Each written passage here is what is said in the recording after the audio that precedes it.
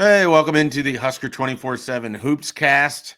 I'm Mike Schaefer, joined by Brian Christopherson, and we are definitely not going to be talking about the NFL in this podcast. We're going to talk about something that is much less depressing, and that's Nebraska basketball, which is unfortunately coming off of a horrendous performance at Purdue. BC, let's just dive right into that game.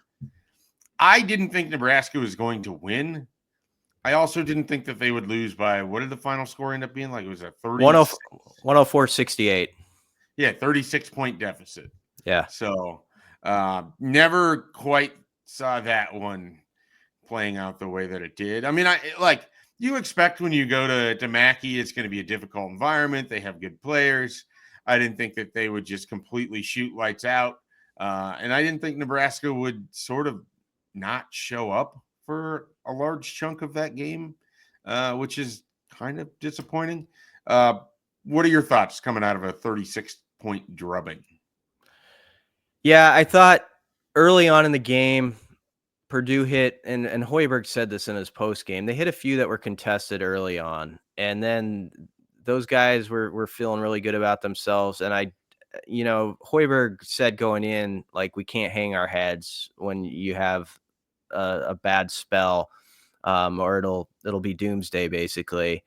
And I felt like Nebraska at least went down a notch defensively after a few of those early shots went in. And then it was just a combination of that plus the Boilermakers, I think I don't know. They actually, in some ways, like the last couple of weeks, look better to me this year. And I know that's weird because they're Edie-less. They lost in the national championship game. Yeah, I know that's a stupid thing to say maybe, but they've won their last like 4 Big Ten games by 18 points plus, and they just sort of have a real understanding of what works for their team at this moment. And so I think they're like in full stride, and Nebraska's trying to figure out a few things. And when all the shots go down and that both teams are in that sort of scenario, this is what you get. But the depressing part is you've lost a 36-point game and a 37-point game at Michigan State. If you want to be glass half full person, we knew this was going to be a 5-game stretch that was tough to start big play, and you played at Michigan State and at Purdue, which nobody else had on their schedule, and now it's behind you. And so you just got to pick it up now and say, all right, we've been a good defensive team for much of the season. The metrics show that. It's got to be the calling card from this day forward, basically. Yeah, I don't know if I'm more concerned. Obviously, you've given up, I think, 36 3-pointers in your last 2 games, which is just an unbelievable amount. Like, you really cannot be giving up 108 points off of 3-pointers in 2 games. Like, that is unfathomable, and yet here they are. I think there's a part of me that's more concerned about their offense in some ways. Like, when they've lost to Michigan State and they've lost to Purdue, those teams, and UCLA did this for much of the first half. They just take Bryce Williams out of the game, and then Nebraska kind of just looks inept, like on offense. Like, they don't really have a great second complementary scoring option. Connor Essegian's going through it right now, shooting the basketball. Juwan Gary is more than happy to chuck, but I don't know that I need him to be a volume shooter as much as he has been these last 2 games.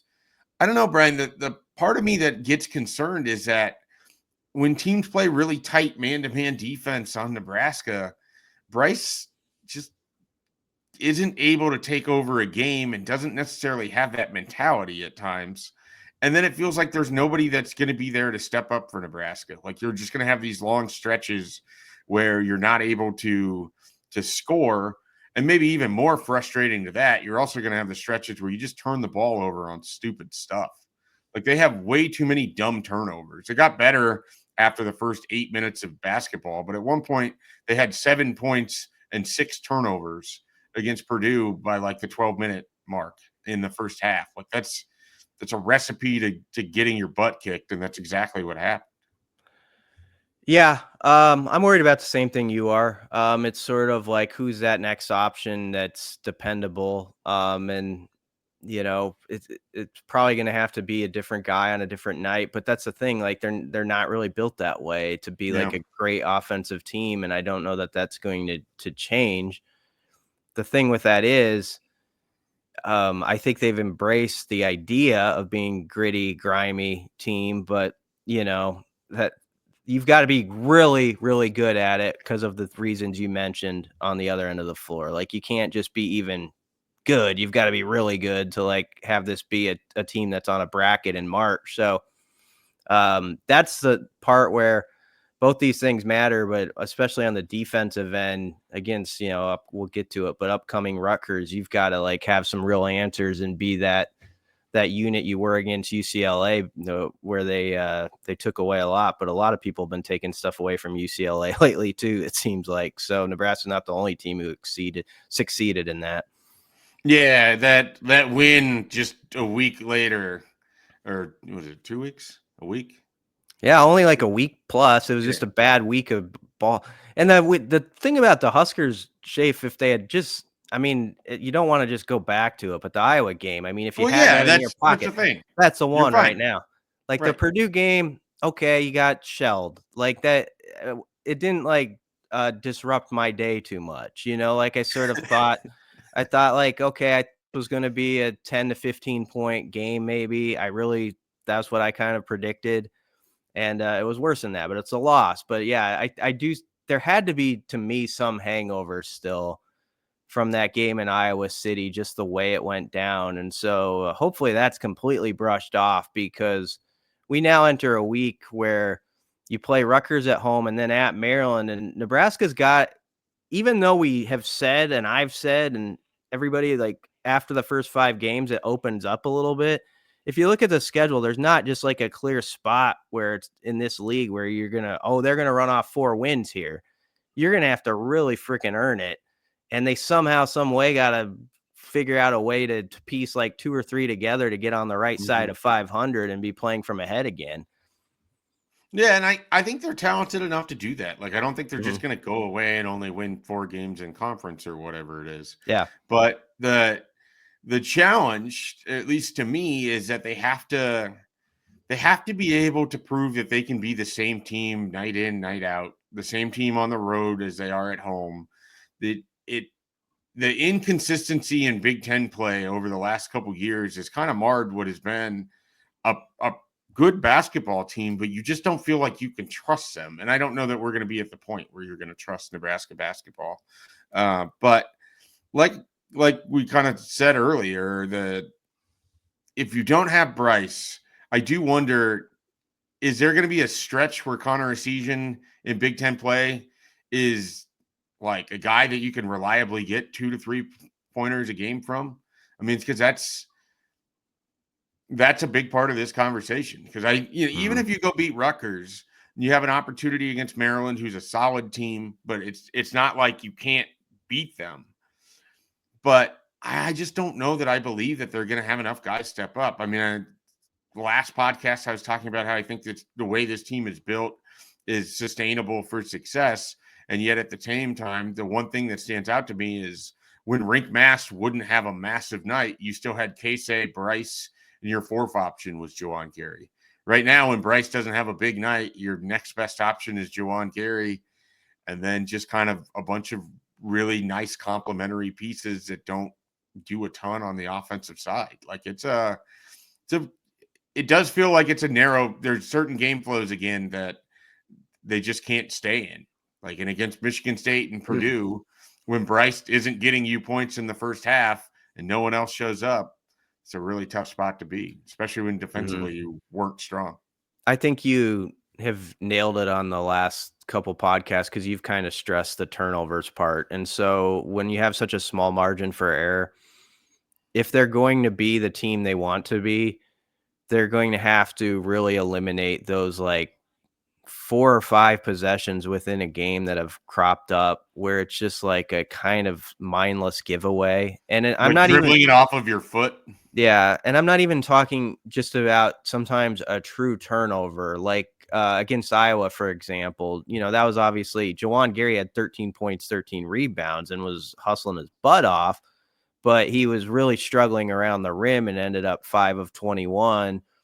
And I felt like Nebraska in that game, and Gary to some degree, they rushed it too much, and they were just throwing up some kind of trash at the rim where it's like, you've got an opportunity here on this possession to finish it off, and you're wasting it around the goal. I think they were 22 of 40 around the rim, which isn't good enough clip for them. They want to be much better in that game.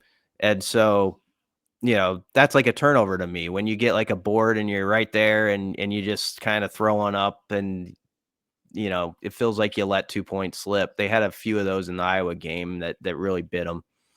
Yeah, no doubt about it. And then they compound it with too many possessions where you don't even get shots off because Andrew Morgan's at the top of the key and just having his pocket picked. Like you can't have that. You can't have guys driving through the lane with no plan, jumping and then trying to pass. You can't try to throw the skip pass that's easily telegraphed and picked off. I mean, if you look at the stretch where Purdue really put the distance between them and Nebraska, they had a bunch of those just really dumb turnovers in there. And maybe they weren't going to make shots anyways, but you look at that St. Mary's game, and I go back to this game a lot because I feel like that's sort of where we saw some of the flaws of what Nebraska basketball is and may not be able to overcome. But they had those stretches in that game where they weren't even getting shots off, and you lose by 3 points. Like it's you lose at Iowa in overtime, and you have all of these dumb possessions and dumb turnovers. They have to figure out how to minimize that. I would have thought that a team that went from a point center or a nominal point guard over the last couple of years, and Sam Greisel was a point forward, to having 2 veteran point guards in Wooster and Ulis, that they would be better with ball handling, but they're really not. Like it's, I think they average like double digit over 12 turnovers a game in Big Ten play, and those are really high numbers. Like you're not going to be successful if you're just giving the ball away at that clip. You look at good teams, they don't touch double digits in turnovers. They're maximizing possessions. Yep.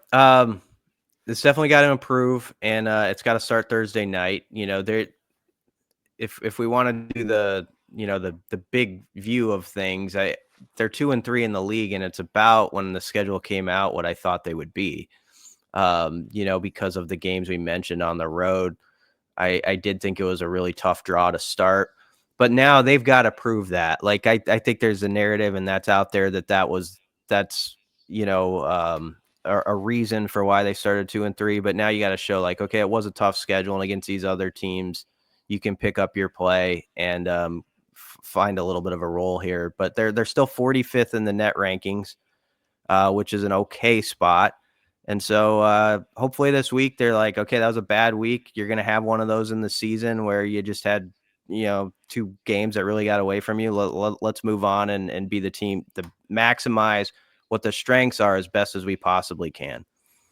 Yeah, and I think that they have proven in recent years that they can flush games and come back. And, it's good that this is a game at Pinnacle Bank on the schedule that allows them to come home to the friendly confines.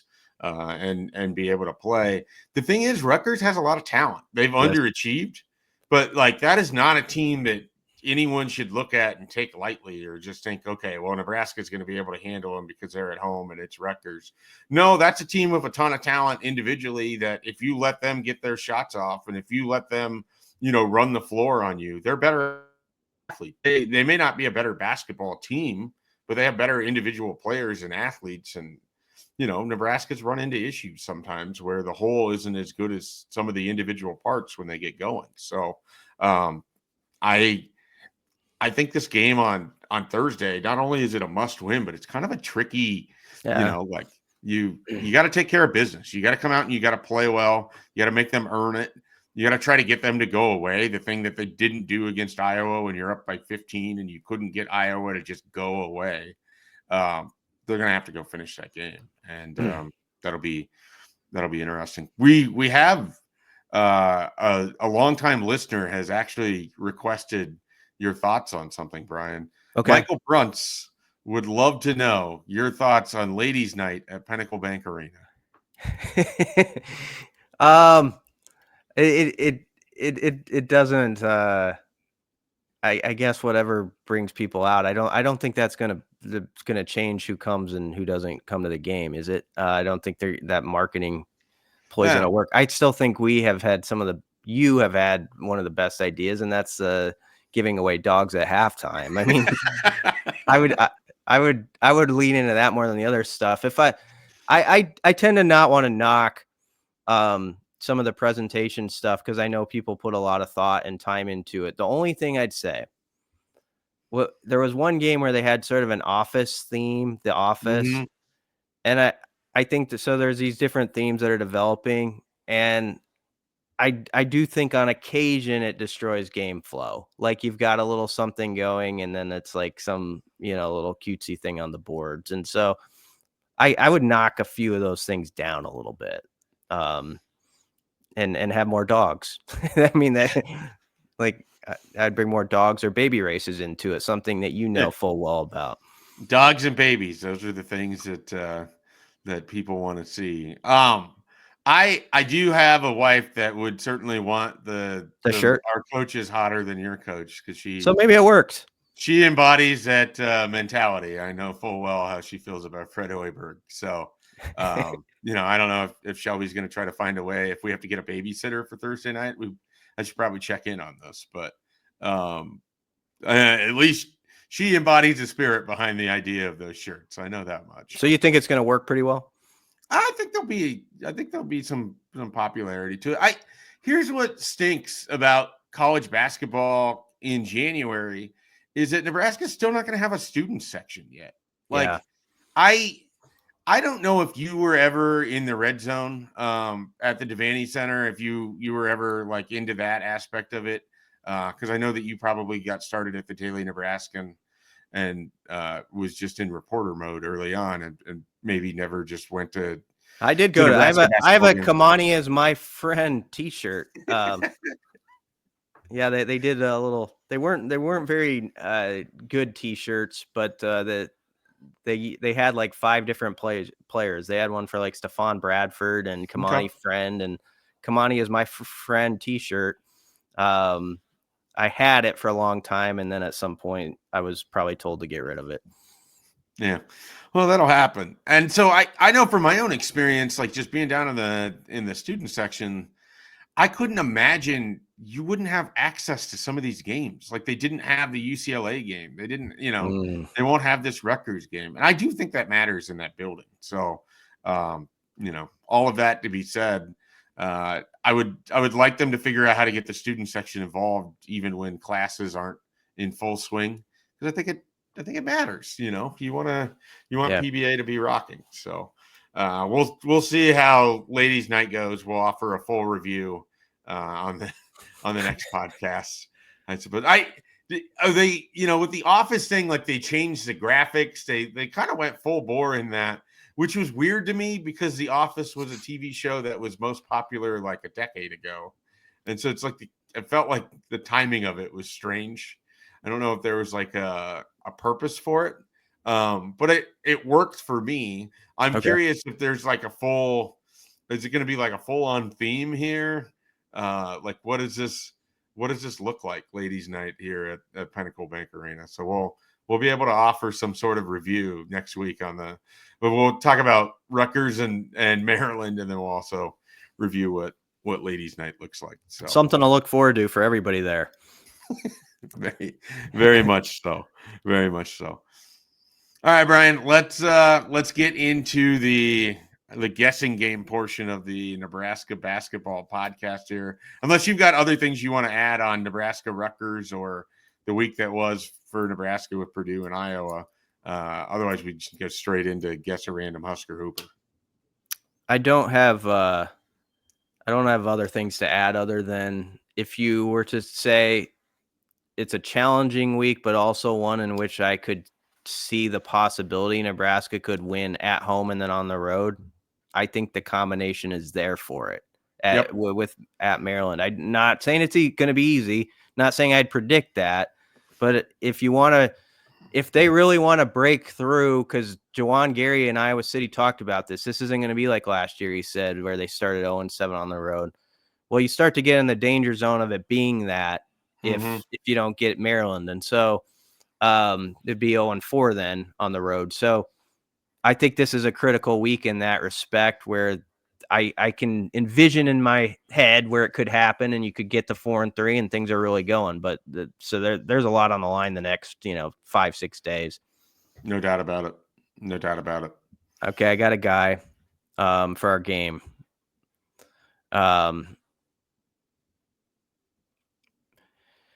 He played. Okay. He was a Doc Sadler recruit. And he came out of it's going to be a little bit of a curveball. Maybe you'll get it right away because of it. But he actually came out of Patterson School, North Carolina, when he arrived. But don't confuse that with his hometown. His hometown, he would rep differently. But that's where he... Okay, Patterson School, North Carolina. I vaguely remember a player coming from there. Okay. I'm gonna need another clue. As a sophomore in 2007, 2008, he started 9 games, had 6 points, 3.5 rebounds, and 1.5 assists. Okay. And then in 2008 and 2009, he started 29 games and is the only player to see action in every contest, 95 games since Doc Sadler took over the program. So he was like a constant kind of guy during that era of the Doc era. Okay, so 2008, 2009, that was the Ade Daganduro, Steve Harley, who they didn't really have a big man. His senior year then was 2009, 2010. Yeah. And that was not a good team. He played in every game. That's kind of amazing. He played in every game as a Husker. 128 games, and he started 99. He played more than 3,100 minutes. Who is this? Like, why am I blanking on this as much as I am? Well, his hometown. Yeah, okay, give me that. Much different than his school. It's Los Angeles. So is it Daganduro? No. He didn't go to Patterson School. I know Sec Henry's from Los Angeles. He was all-time top 15 for assists, games played, and games started at Nebraska. Brandon Richardson? No. He's from out west. Sec Henry's from out west, but is it Sec? It's Sec Henry. Wow. I didn't think he went to Patterson School. I know that he's from Los Angeles. I knew that. Famously, he has popped up a couple times in the sort of famous NBA players that are in LA in the offseason have like a summer league that they play in. And he threw down a dunk on, I want to say, Andre Drummond that like made it on ESPN because it was such a violent dunk in one of these pickup games. Would have you known this if I had said he was the first player to sign with Doc Sadler at Nebraska? That would have narrowed it down a lot to basically Ryan Anderson, who I know didn't go to Patterson School, and Sec Henry. I couldn't remember if Anderson was a Doc recruit or if he was already a Barry Collier guy, because Collier left at a weird time. Like it wasn't like a normal. He left in like May, right? Like he didn't leave. Yeah. He didn't leave in March when you normally have that happen. The Patterson School clue was kind of a tough one because I knew if I said Los Angeles, you might come up with it right away. And so then it's immediately there's 3 guys because I think Brandon Richardson's from there. Daganduro's from Compton, I'm pretty sure, or Inglewood, one of the two. And then Sec, I knew was from LA. So Sec was from LA, and then he played 05-06 at Patterson School. They had a great year. He was one of the nation's best combo guards as a recruit. They And then recruited a few guys from Patterson School, but I don't know if they got a forward from there, and then he ended up transferring right away. But I had no idea. This stuff all blends together more for me than you probably. I had no idea that Sek played that much at Nebraska. That I mean, I knew he was kind of a constant. I didn't know though that he was like he's third in, at least at this time, he's third in school history in games played at Nebraska with 128. nice. Sixth in games started. I got to play in a pickup basketball game. It wasn't even pickup. It was someone was playing for like a summer league title, and they did not have players that week, and so they just wanted like a couple extra bodies. And it resulted in this game that had Sek Henry, Ray Gallegos, and Tony Wilbrand all playing. I was involved in the same game. And let me tell you, the difference between Sek Henry and Ray Gallegos is massive. Like we talked about Ray Gallegos last week, I think. Like Sek Henry, who was a very nice, power basketball player, but would never be considered an all-conference type or even like an honorable mention, just straight dominated in the exact way that you would expect a guy like that to be able to. And then like Tony Wilbrand, who's a walk-on, it's a walk-on post player. The only guy that could do anything against him was Sek Henry because he could just dominate the post. It was hilarious to watch. And then unfortunately, Ray Gallegos was just kind of throwing up bricks, but watching Sek Henry just dominate random pickup basketball is pretty awesome. I'm not gonna lie. What I got out of that story is you shut Ray Gallegos down. He really struggled in that game. He played a lot better.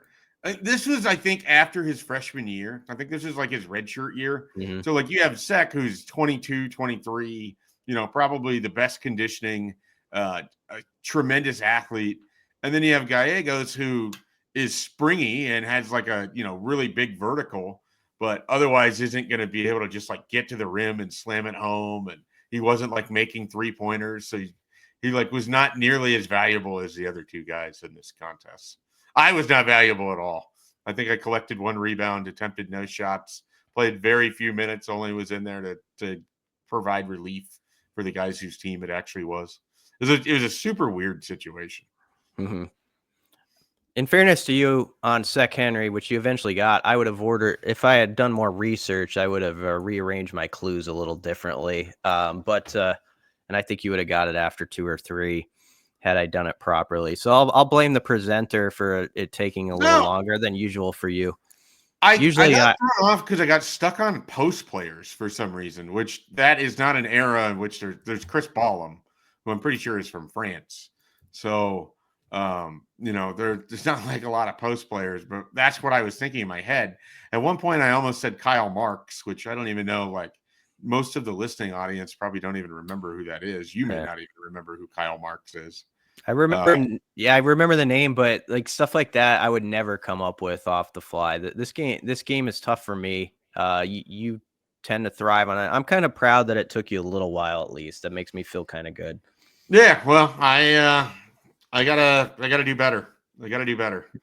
That was my entire college career. So I watched Sek Henry play in every one of those games. So that's I'll do better next time. All right. Well, hopefully the Huskers do better next time we're on the air. We're talking about some better stuff. Yeah, it'd be nice to do a podcast after a win one of these times. So we'll see. Maybe they'll reward us and we'll see 2 wins here this week. But that Rutgers game, I think, is going to be difficult on Thursday. What time does that tip? That's a later start, right? Like that's another 8 o'clock. Oh, let me double check. It is an 8 o'clock start on FS1. Yeah. Okay. So 8 o'clock start, Nebraska hosting Rutgers. Got to have it. So that'll be going on at Pinnacle Bank. And then Sunday afternoon, you get tired of watching Rams Eagles. Who wants to watch that? Nobody. You can watch Nebraska and Maryland, which I think that's an afternoon game. I don't have the schedule. 11 a.m. It's another 11 a.m. doozy. Yeah. Well, so then it can be your it can get you ready for Rams Eagles if that's what you want to watch on Sunday. I know that everybody's more focused on the Bills Ravens. You have now that the Vikings have been vanquished, and since no one's listening at this juncture of the podcast, you got a Super Bowl pick here, BC? I think it'll be Bills Lions. First time winner. Yeah, I'm not desperately against the Lions, but I am. This is probably petty. I don't know. I'd be interested how many listeners are like this. I don't like division teams, even the ones that are supposed to be cuddly, and so I tend to root against them. But I do think they're going to get to the Super Bowl. Yeah, I think they're the best team in the NFC. I think the only team that might knock them off is actually the Rams. If the Rams get by Philadelphia, I could see Stafford and those receivers being a problem for Detroit. But could you imagine being a Detroit Lions fan? You're in the NFC Championship game. It's in your building, and the quarterback is Matt Stafford. Yeah. And he just has this like monster game to rip your heart out. And you spent years rooting for this guy, and like he carried your franchise. You've designed something here that I actually kind of now, this is sort of what I want to see play out. So, I'm all about maximum pain. I'm with you. I don't understand. People are like, oh yeah, I like when the other teams in the division win a title. I never want to see that. I don't want to see success for Green Bay, Chicago, Detroit. I don't want your Twins or the Royals or the White Sox to have success. The Tigers. That is not me in any shape or stretch. I don't like debates about who's had it worse as a fan base in general. That said, I know the Lions have been bad for a lot of my life, and that's what this is about. It's enjoying seeing them do well suddenly. But the Vikings haven't been to a Super Bowl in my lifetime either, so I don't feel bad for the Lions for their struggles of the past because I've had my own issues to deal with. So yeah, the way that I see it is that their struggles don't even have the same to do with ours because they haven't been to the mountaintop. And so the NFC Championship loss last year was their first real painful experience. Yeah. Because they had the opportunity to go to the Super Bowl and blew it. So I think they need more pain before they can really earn that Super Bowl. Yeah. Well, we agree on that, but I think it's going to be Bills Lions Super Bowl. That's my call. All right. I had Bills Rams before the season, so we'll stick with that. All right. So we'll stick with that for now. All right. So that was the portion of the podcast that nobody knew that you were getting, nor did you want. But you're welcome for it. Brian, we'll convene next week for more Husker Hoops talk. We'll have a Nebraska football-based podcast on Wednesday. I'm working to see if I can get a guest for a recruiting podcast on Friday, trying to have some good off-season content for your ears. And if that isn't enough for you, be sure to check out Husker247.com. Plenty of coverage, everything going on, recruiting, transfer portal, all of that stuff. Nebraska needs a special teams coach. We got all of that coverage, plus basketball, soon to be baseball, everything you need. Husker247.com.